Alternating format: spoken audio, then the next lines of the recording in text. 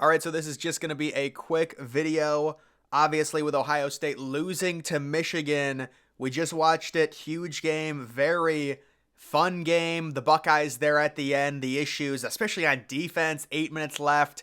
You allow Michigan to have that long drive. They kick the field goal. Ohio State seemingly coming down the field, the pressure on McCord and the interception. The Buckeyes actually outgained Michigan by about 40 yards, but they did lose. And now the question is, this is a similar setup to last year to where can Ohio State make the playoff even after the loss? And a lot of us are saying, we're thinking it's going to be a lot harder based off of the amount of undefeated teams that are remaining. Now, the overall analytics, you can see Ohio State is first by 0.1.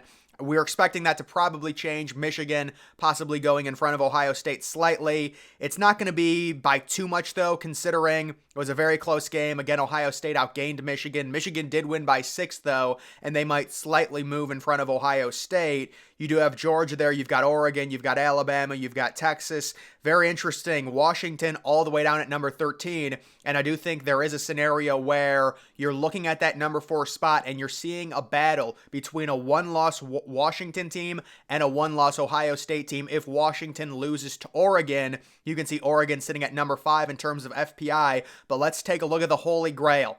This is what always decides the final college football top 4 teams. It is always the top 4 that make it, and it is strength of record, that metric from ESPN.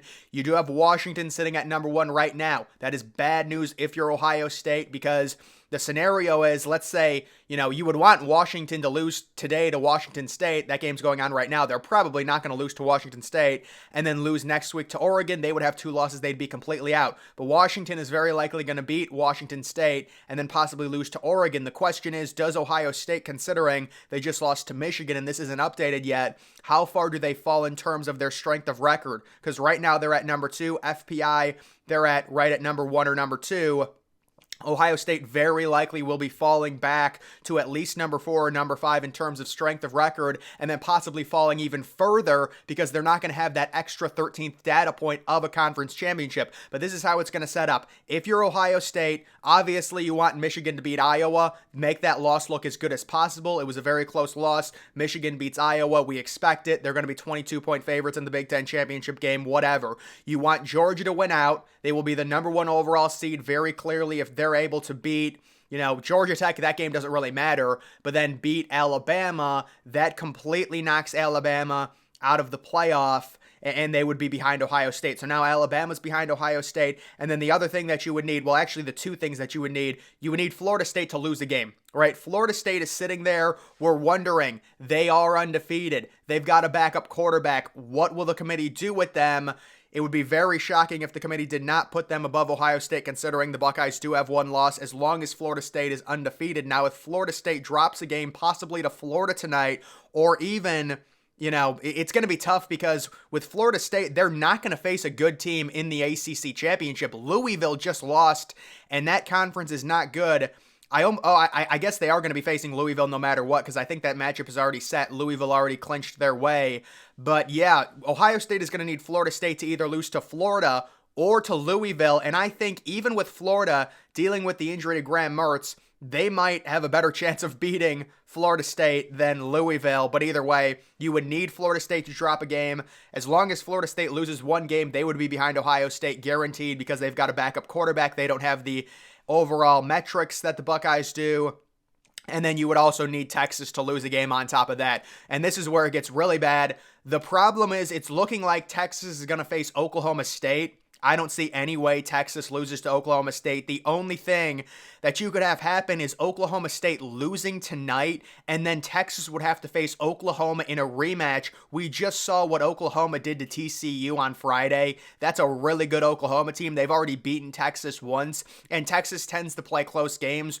So you would want Oklahoma State to lose tonight. If Oklahoma State loses tonight, that means Oklahoma goes to the Big 12 championship, and they would face Texas, and that would give, Texas a higher chance of losing. If you're a Texas fan, you're rooting for Oklahoma State tonight. You do not want to face Oklahoma next week. You want to face Oklahoma State. If Oklahoma State wins, they will clinch their spot in the Big 12 championship, and that would be a Texas versus Oklahoma matchup. So basically, you're looking at the Pac-12 right now. No matter what happens, it's very likely going to be an undefeated Washington versus a one-loss Oregon.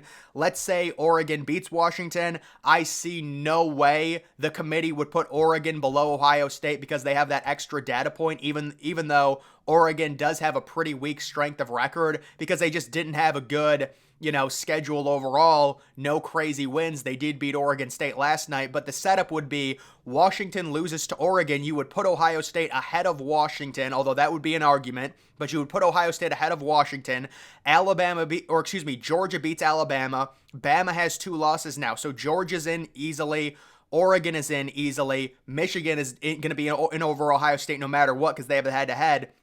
And then the 4th spot would come down to Ohio State, Florida State, and Texas. You would need both Florida State to lose and Texas to lose. That is how Ohio State would get in. So it's a lot harder this year. Last year was really just USC losing a game that was kind of a pick-em, but they were slight favorites against Utah. Certainly this loss for Ohio State, it's interesting because this loss on the road by 6 points is a lot better than Ohio State's loss last year to Michigan, where they lost by 22, although that game was closer than the score. Michigan scored a couple touchdowns late. Either way, it's just kind of interesting how Ohio State, they do technically have a better loss this year, but certainly last year the team on offense was significantly better. The defense this year, I guess, is better, although I will say it really did let them down today, especially in the second half, not being able to stop Michigan running the football. But that's just how I see it. Simplest thing I can say, no matter what happens in the Pac-12, one team is going to be above Ohio State. So you're going to have a Pac-12 team above Ohio State. If Alabama beats Georgia, Ohio State is completely out. There is no way because they would be very likely be behind both Georgia and Alabama. You could try and make the argument Ohio State should be in front of a one-loss Georgia. Good luck. I mean, if Georgia loses a game, it's going to be mayhem because there's going to be so many people that are going to say Georgia should still make the playoff. Look at what they did the past 2 years. They've won 28 games in a row. Just because they lost to a top 5 Alabama team doesn't mean they shouldn't make it. If Georgia loses to Bama, it's going to be a mess. That's why we would prefer Georgia beating Bama, and it's very clean. Georgia is in as the 1 seed undefeated. Alabama is completely out of it. And then you would also need, obviously, Florida State and Texas to both lose outright, because if Texas wins out, I don't see any way Ohio State would be in over a Texas team that has that non-conference win over Alabama, and they would also be a conference champion. And then with Florida State, it's just the issue. The ACC is terrible this year, so FSU is going to go into their conference championship game pretty heavy favorites, even with their backup quarterback, and if they go undefeated, you cannot leave them out of the playoff. There are people that are arguing a 2-loss Alabama should still make the playoff over an undefeated FSU. That's pretty funny. But just in general, that's kind of how I see it set up. So there is still a chance for Ohio State. You do need a lot to happen. Very likely the end of the season for Ohio State is going to be really, really ugly because it's going to entail probably facing a team from the ACC, maybe Louisville in a New Year's Six Bowl, and you would get just a boatload of Ohio State players sitting out. This is why we're expanding to the 12-team playoff to really avoid this type of stuff, but I think that's the most real scenario. I think at this point, Oregon, no matter what, as long as they win out, they're going to be in, even with the bad strength of record, because they face Washington in their conference championship. Michigan is completely fine. I mean, I'm not even going to entertain the idea that they would lose to Iowa. And then you do still have, I would say, there's an issue for Alabama right now. And the issue is Texas, right? Texas is going to be ahead of them, it seems like, no matter what. But the question becomes, because I just don't see any way Alabama, there's just no way Alabama gets left out if they beat Georgia. They would just take Georgia's spot. Georgia would have to go below Alabama because Alabama would have the head-to-head win over Georgia and the SEC championship on top of that. Georgia wouldn't have any of it. And then that would be the idea where you start arguing an undefeated Florida State versus a one-loss Georgia, and Florida State with their backup quarterback, Georgia winning the last 2 national championships. That's where things get real ugly in terms of that. And then you also have Texas there, who is insulated. They're going to be inside of the top 4 as long as, because when you look at it right now, Michigan is getting a spot guaranteed, a Pac-12 team is getting a spot guaranteed, an SEC team is getting a spot guaranteed, and then, Texas would, it's just, this is a weird wrinkle because Alabama lost to Texas, so it's like Texas, automatically has to be in front of Alabama, which kind of creates a lot of different stipulations when it comes to these rankings overall. But just in my opinion, I do think, yes, there is still a way Ohio State can make the playoff, but they need some pretty far-fetched stuff to happen, including Texas probably losing to Oklahoma State, which is extremely unlikely, along with Florida State. I mean, Florida State could lose because they're only 7-point favorites and they do have a backup QB, but they would need Florida State to drop a game, and then you would just need Georgia to beat Alabama outright in terms of that, because that would knock Alabama way below Ohio State.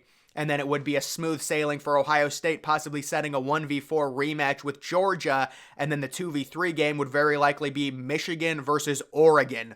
I'm not predicting this. I'm just saying if that scenario played out, I would expect Oregon to beat Washington.